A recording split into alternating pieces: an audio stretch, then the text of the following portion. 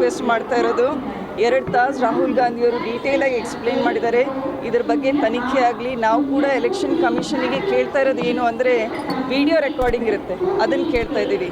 ಇನ್ನೊಂದು soft copy ಕೇಳ್ತಾ ಇದ್ದೀವಿ ವೋಟರ್ಸ್ ಲಿಸ್ಟಿಂದು, ಅದೇನು ಕೊಡ್ತಾ ಇಲ್ಲ ಎಲೆಕ್ಷನ್ ಕಮಿಷನ್ ಅವರು ಮೋದಿಯವರ ಒಂದು ಕೈಗೊಂಬೆಯಾಗಿ ಕೆಲಸ ಮಾಡ್ತಾ ಇದ್ದಾರೆ. ಚಾಲೆಂಜ್ ಮಾಡಿದ್ದಾರೆ ಮೇಡಮ್, ಅವರು ಸಾಬೀತು ಮಾಡಲಿ ಆರೋಪನ ಅಂತ ಮಾಡ್ತಾರೆ.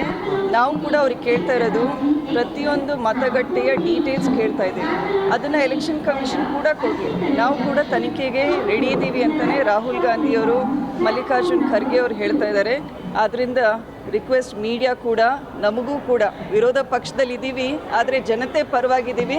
ಆದ್ದರಿಂದ ನೀವು ಕೂಡ ನಮಗೆ ಸರಿಯಾದ ಒಂದು ಪ್ಲಾಟ್ಫಾರ್ಮ್ ಕೊಡಿ, ನಮ್ಮ ಧ್ವನಿಯನ್ನು ಎತ್ತಲಿಕ್ಕೆ ಅಂತ ನಿಮಗೂ ಕೂಡ ರಿಕ್ವೆಸ್ಟ್ ಮಾಡಿ. ದಾವಣಗೆರೆಯಲ್ಲಿ ಕೂಡ 2 ಲಕ್ಷ ಟಾರ್ಗೆಟ್ ಮಾಡ್ಕೊಂಡಿದ್ದು ಮತದಾನ ಆಗುತ್ತೆ ಅಂತ ಹೇಳಿ ತಾವು ಲೀಡಲ್ಲಿ ಆಗುವುದು ಅಂತ ಸಮೀಕ್ಷೆನೂ ಇತ್ತು, ತಾವು ಮಾಡ್ಕೊಂಡಿದ್ದು ವೈಯಕ್ತಿಕವಾಗಿ.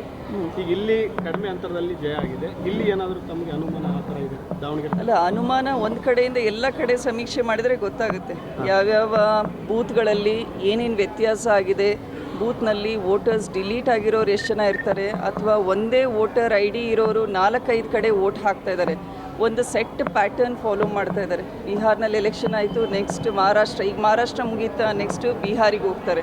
ಸೊ ಒಂದು ತಂಡನೇ ಇದೆ. ಈ ತಂಡ ಇಡೀ ಕಂಟ್ರಿನಲ್ಲೇ ಓಡಾಡ್ತಾ ಇದೆ. ಇದ್ರ ಬಗ್ಗೆ ಪ್ರೆಸ್ನವರು ಕೂಡ ನಿಮ್ಮದು 1 ಅವರ್ ಪ್ರೋಗ್ರಾಮ್ ಮಾಡ್ತಿರಲ್ಲ, ನಮ್ಮ ಕಾಂಗ್ರೆಸ್ ಪಕ್ಷದಲ್ಲಿ ಏನು ರಾಹುಲ್ ಗಾಂಧಿಯವರು ಆರೋಪ ಮಾಡಿದ್ದಾರೆ, ಸಾಬೀತು ಕೂಡ ಮಾಡಿದ್ದಾರೆ. ಎಕ್ಸಾಂಪಲ್ಸ್ ಕೊಟ್ಟು ಸುಮಾರು 7 ಅಡಿ 8 ಅಡಿಯಷ್ಟು ಫೈಲ್ ತೋರಿಸಿದ್ದಾರೆ. ಅದನ್ನು 8 ಅಡಿ ಡಾಕ್ಯುಮೆಂಟ್ಸ್ ಇದೆ, ಪ್ರಿಂಟೆಡ್ ಡಾಕ್ಯುಮೆಂಟ್ಸ್ನ. ಅದನ್ನು ನಾವು ಪ್ರತಿಯೊಂದು ಡಾಕ್ಯುಮೆಂಟ್ನ ಎಕ್ಸಾಮಿನ್ ಮಾಡಿದ್ದೀವಿ ಅಂತ ಹೇಳ್ತಾ ಇದ್ದಾರೆ.